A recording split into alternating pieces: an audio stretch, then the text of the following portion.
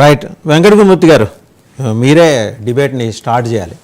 So ఇదండి, ఒక మహిళ పట్ల మీ నాయకుడు, నేను మాట్లాడలేను, ఆయన మాట్లాడింది మీరు విన్నారు. ఆమె కూడా చాలా సంస్కారవంతంగా మాట్లాడారు. అంటే ఈ లోపల ఎంత ఆగొని ఉన్నా, వేదన ఉన్నా కూడా మీకు రకరకాల డిఫరెన్సెస్ ఉండొచ్చు కాక దాన్ని తేల్చుకోవడానికి ప్లాట్ఫామ్స్ ఉన్నాయి, అంతర్గతంగా మీటింగ్స్ జరగచ్చు. నేను ఒక్కటి రిమైండ్ చేయమంటారా, ఒక దళిత ఎమ్మెల్యే ఏదో తప్పు దానికి పాల్పడ్డాడని చెప్పేసి ఆయన సస్పెండ్ చేశారు. మీరు 2 రోజులుగా ఈయన మాట్లాడుతున్న భాష మీరు చూస్తున్నారు, 2-3 రోజులుగా.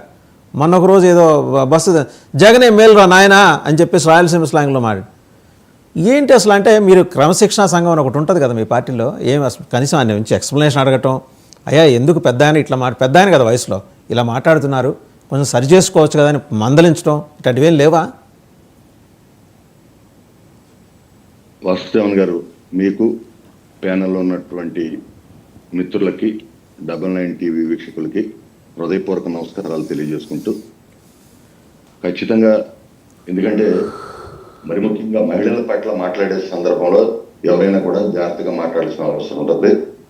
మా పార్టీలో కూడా దానికి మేము ముందే ఉంటాం ఖచ్చితంగా. ఎందుకంటే ఇక్కడ ఒక క్రమశిక్షణ విభాగం ఉంటుంది, వాళ్ళు కూడా ఇలాంటివి జరిగినప్పుడు మాట్లాడతారు, మాట్లాడి కంట్రోల్ చేస్తూ ఉంటారు.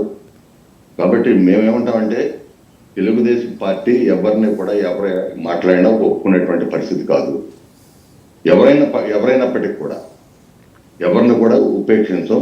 దాని మీద ఖచ్చితంగా ఎవరి మీద, ఎందుకంటే తప్పు చేసిన వాళ్ళు ఎవరన్నా కావచ్చు, తెలుగుదేశం కావచ్చు, లేకపోతే వేరే పార్టీ వాళ్ళు కావచ్చు, ఎవరి మీద అయినా సరే ఖచ్చితంగా మేము చర్యలు తీసుకుంటాం. ఈ విషయంలో కూడా అధిష్టానం ఖచ్చితంగా మాట్లాడితే దీనికి తగినటువంటి మరి అంతా మాట్లాడి ఏం చేయాలనేది, మాకు మీరన్నట్టుగా పార్టీ క్రమశిక్షణ సంఘం ఉంది, ఖచ్చితంగా వాళ్ళు ఈ పని చేస్తారని మీ ద్వారా నేను తెలియజేస్తున్నాను.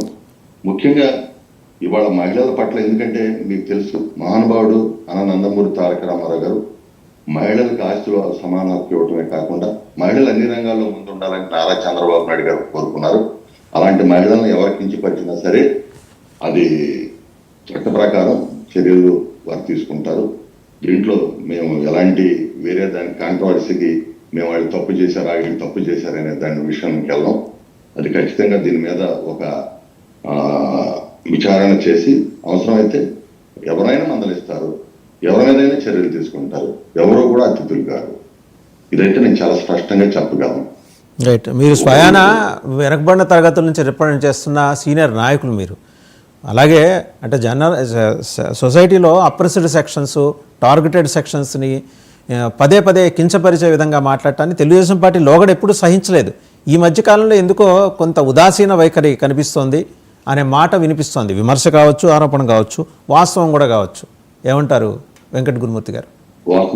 వాసుదేవన్ గారు, మీరు చెప్పినట్టు నేను ఒక బీసీ నాయకుడిగా ఈ పార్టీలో కావచ్చు, బయట కూడా అనేక సందర్భాల్లో ఇలాంటివి జరిగినప్పుడు మేము కూడా అధిష్టాన దృష్టికి తీసుకెళ్ళడం కానివ్వండి, అవసరం చెల్లి మాట్లాడినటువంటి సందర్భాలు కూడా ఉండే. ఎక్కడ కూడా ఉదాసీనత వైఖరి అనేది ఉండదు.